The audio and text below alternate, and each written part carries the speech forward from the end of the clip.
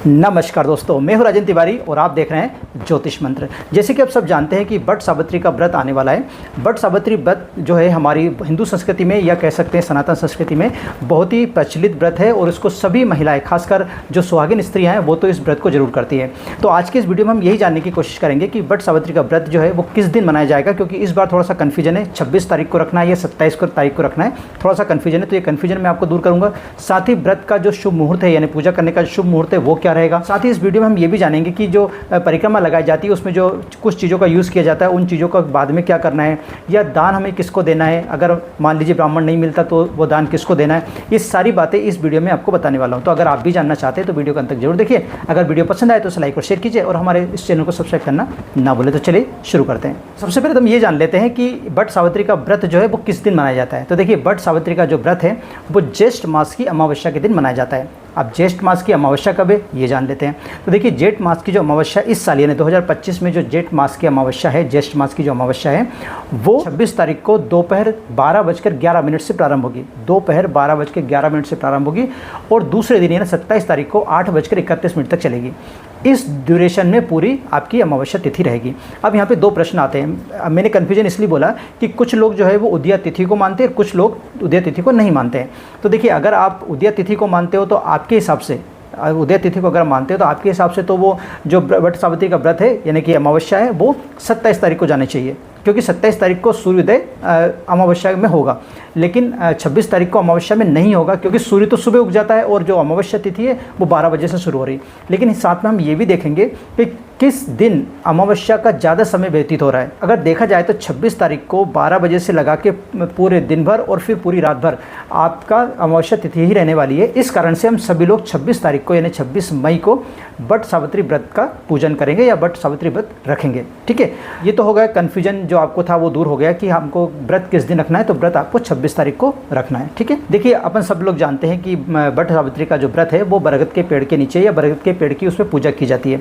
ठीक है, और हम जो शहरवासी हो गए यानी ज़्यादातर लोग शहर में रहते हैं, वहाँ पे इस तरह के वृक्ष जो है वो मिलना संभव नहीं होता, या सब जगह बट का वृक्ष नहीं हो पाता है। ऐसी स्थिति, क्योंकि बहुत सारे लोगों ने ये क्वेश्चन किया कि अगर मान लीजिए बट का वृक्ष नहीं मिलता तो उस स्थिति में हम क्या करें। तो देखिए, मैं यहाँ पे आपको एक बात बताना जरूरी समझता हूँ कि हमारे जो धार्मिक ग्रंथ है या जो हमारे जो प्रथाएँ चली आ रही है उसके हिसाब से उसका नाम ही पड़ा है बट सावित्री वृक्ष। बट के वृक्ष की ही उसमें पूजा की जाती है, यही जरूरी है। लेकिन कुछ स्थिति ऐसी आती है जब हमें इन नियमों को भी थोड़ा तोड़ना पड़ता है। उस स्थिति के हिसाब से देखा जाए तो आप फिर तुलसी जी की पूजा कर सकते हैं। देखिए, अगर आपको बट का वृक्ष नहीं मिलता है तो आप फिर तुलसी जी की पूजा भी कर सकते हैं। कुछ लोगों ने ये भी क्वेश्चन किया था कि मासिक धर्म में अगर चौथा पांचवा दिन है तो उस दिन की हम पूजा कर सकते हैं क्या। तो देखिए, मेरे हिसाब से देखा जाए या शास्त्रों के हिसाब से देखा जाए तो इन दिनों में आपको पूजा से बचना चाहिए, क्योंकि हम पूजा करते समय हम भगवान को या जिस भी चीज़ की पूजा करते हैं उनको स्पर्श करते हैं। तो अगर आप उस ड्यूरेशन में हो, उस टाइम में हो, तो आपको भगवान का स्पर्श तो आप कर नहीं सकते, ना ही कोई पूजा पाठ की चीज़ों को आप स्पर्श कर सकते हैं। तो इस स्थिति में आपको पूजा नहीं करनी चाहिए। और सबसे बेस्ट तरीका मैं आपको बताता हूँ, जो मानसिक पूजा होती है वो आप कर सकते हैं। मन से पूजा की जाती है, उसमें हमको ना तो भगवान को हाथ लगाना, ना पूजा पाठ की कोई चीज़ें हैं उनको हाथ लगाना, हम मन में ही भगवान का। सबसे बड़ा होता है नाम जाप। आप उस समय नाम जाप भी कर सकते हो। अगर आप इस कंडीशन में हो तो आप पूजा न करके आप नाम जाप भी कर सकते हो। अगला क्वेश्चन था कि परिक्रमा में जो हम चीज़ें यूज़ करते हैं, जैसे धागा यूज़ करते हैं, सूत का धागा यूज़ करते हैं, कुछ लोग मूंगफली से करते हैं, कुछ रेवड़िया से करते हैं, कुछ अंगूर से करते हैं, कुछ किशमिश से करते हैं, ना कुछ कुल मिला के बहुत सारी चीज़ें ऐसी होती हैं जिनके थ्रू हम लोग परिक्रमा करते हैं। उसका कारण भी बता देता हूँ। हमको कुल मिला के 108 परिक्रमा गिनना रहता है। इस कारण से हम 108 दाने ले लेते हैं किसी भी चीज़ के और उसके हिसाब से परिक्रमा करते हैं, या फिर सूत का धागा लेते हैं, उसके हिसाब से उसको लपेटते रहते हैं। तो ये जो सभी चीज़ें जो हम परिक्रमा करते समय यूज़ करते हैं, उन चीज़ों को हमें बाद में क्या करना है, ये भी क्वेश्चन पूछा गया था। तो मैं आपको बता देता हूँ कि बाद में जो चीज़ बच जाए आपको, तो आप जैसे खाने पीने की जो चीज़ बच जाए वो तो आप पंडित जो वहाँ पे बैठे रहते हैं, जो पोथी आपको सुनाएंगे यानी कि कथा जो सुनाएंगे, आप उनको दान कर सकते हैं। या फिर कुछ कन्या हो या कुछ ऐसे लोग हो जिनको आप वहाँ पे दे सकते हो, एज ए प्रसाद के रूप में आप उनको दे सकते हो। जो सूत का धागा है, कुछ जगह ऐसा है कि सूत के धागे को तोड़ना नहीं चाहिए और जितना लपेटते समय बच गया उसको वहीं पर आप टांग दीजिए। जो पेड़ है पेड़ के ऊपर ही आप वहाँ पर टांग सकते हो। तो इस प्रकार की चीज़ें हैं, आप चाहें तो टांग भी सकते हो, या फिर कुछ जगह ऐसा भी है कि आप उसका कुछ पार्ट लेके, यानी कि पूजा करते समय आप उसका थोड़ा सा भाग तोड़ लीजिए और बाकी फिर लपेट दीजिए। लपेटने के बाद जो बचे उसको तो नहीं लाना, लेकिन आप पूजा करते समय आप थोड़ा सा तोड़ के आप घर पे जाके अपने पति के कलाई में भी बांध सकते हैं। ऐसा भी नियम है, अगर कुछ लोग वो भी करते हैं, कुछ जगह पे भारत में वो भी करते हैं, तो आप ऐसा भी कर सकते हो।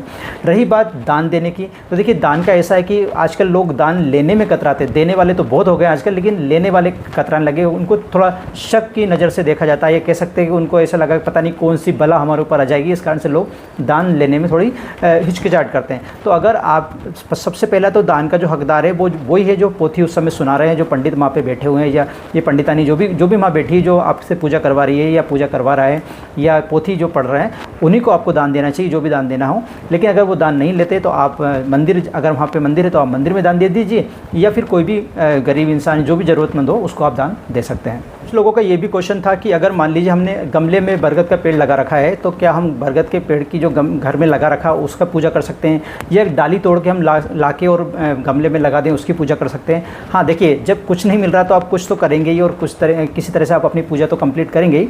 नियम मैंने आपको बता दिया कि बरगद के पेड़ की ही पूजा होनी चाहिए, लेकिन अगर आपके घर में छोटा सा बरगद का पेड़ है आप उसकी पूजा कर सकते हैं। देखिए मैं आपको एक बात बताना चाहता हूँ, जो भी हम पेड़ों की पूजा करते हैं, जितने भी वृक्ष की पूजा करते हैं, उसका ये नियम है कि उनकी जो हाइट है, वो वृक्ष जिसकी हम पूजा कर रहे हैं उसकी हाइट इतनी होना चाहिए कि वो हमारे सर से ऊंचा हो, हमारे सिर से ऊंचा हो, और उसकी छाया हम पे पड़ रही हो। ऐसे वृक्ष की हम पूजा करते हैं, नियम तो ये है। अगर इसके बाद हमको पूजा करनी है और ऐसा वृक्ष नहीं मिल रहा है तो आप इस प्रकार का भी पूजा कर सकते हैं। वैसे भी आपको मैं बता दूं, भगवान जो होते हैं वो भावना के भूखे होते हैं, इन चीज़ों के भूखे नहीं होते। अगर आप ऐसा भी करना चाहते तो आप कर सकते हैं। तो चलिए बात कर लेते हैं हम मुहूर्त की, कि किस समय हमको ये पूजा करनी है। तो देखिए, मुहूर्त जब से अमावस्या शुरू होती है, जब तक अमावस्या रहती है तब तक आप कभी भी कर सकते हो, लेकिन कुछ मुहूर्त ऐसे हैं जो विशेष मुहूर्त है, उसमें अगर आप करते हो तो उसके ज़्यादा प्रभाव पड़ता है। इस कारण से मैं आप कुछ मुहूर्त बता देता हूँ आपको। तो सबसे पहले हम बात कर लेते हैं अभिजीत मुहूर्त की। आपको मालूम है अभिजीत मुहूर्त बहुत ही खास मुहूर्त माना जाता है, सब मुहूर्तों में श्रेष्ठ उसको माना जाता है। तो पहले अभिजीत मुहूर्त की हम बात कर लेते हैं। अभिजीत मुहूर्त सुबह 11:51 यानी कि 11:51 से शुरू होकर 12:46 तक रहेगा, यानी 11:51 से शुरू होकर 12:46 तक ये चलेगा। तो इस बीच में आप कभी भी बट सावित्री व्रत की जो पूजा है वो कर सकते हो। देखिए, इस समय आपके दो काम हो जाएंगे। अगर आप इस मुहूर्त को लेते हो तो यहाँ पर अमावस्या भी शुरू हो जाएगी और अभिजीत मुहूर्त भी है। अमावस्या देखिए, जैसे मैंने आपको बताया 12:11 से शुरू हो रही है, और मैंने जो ये टाइम बताया वो 11:51 से 12:46 बताया।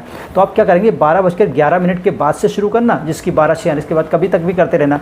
तो आपकी अमावस्या भी हो जाएगी और साथ में आपका पूजा का शुभ मुहूर्त भी हो जाएगा, दोनों काम हो जाएगा। ठीक है, अगर आपको अमावस्या, क्योंकि बहुत सारे घरों में ये प्रथा है या बहुत सारे लोगों की ये मान्यता है कि अमावस्या में ही आपको बट सावित्री व्रत का पूजा करना है, तो ये वाला जो समय है वो सबसे बेस्ट समय रहेगा। कौन सा? 12:11 के बाद से शुरू करना उसको।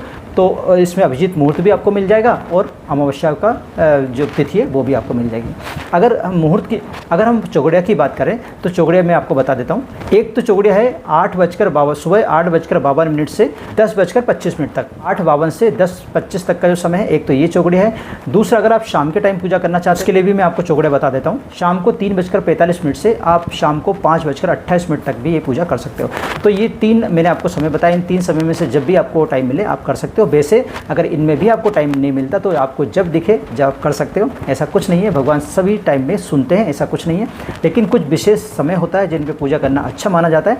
इस कारण से मैंने आपको ये मुहूर्त बताया। आशा करता हूँ कि आपकी वीडियो अच्छा लगा होगा। अगर वीडियो अच्छा लगा तो प्लीज़ लाइक कीजिए, शेयर कीजिए और हमारे चैनल को सब्सक्राइब करना ना भूलें। आज के लिए बस इतने, मिलते हैं नए विषय के साथ। तब तक आप एक खुश और मुझे दीजिए आज्ञा। जय हिंद।